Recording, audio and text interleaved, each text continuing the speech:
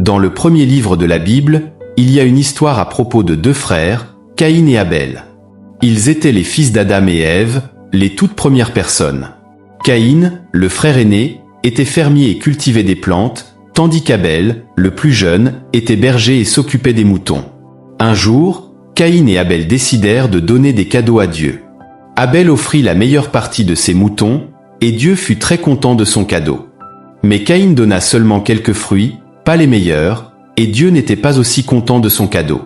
Caïn était très en colère et jaloux parce que Dieu aimait plus le cadeau d'Abel.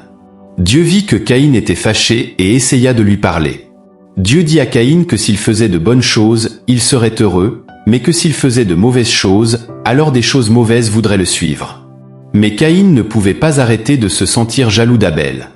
Un jour, alors qu'il était dans un champ, la colère de Caïn devint incontrôlable.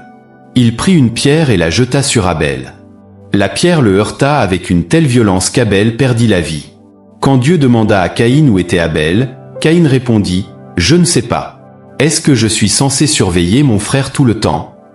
Mais Dieu savait ce qui s'était passé. Dieu dit à Caïn que parce qu'il avait tué son frère, sa vie serait très difficile.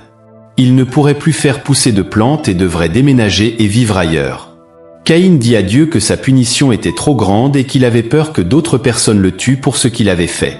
En réponse, Dieu mit une marque sur Caïn pour le protéger, afin que personne ne lui fasse de mal.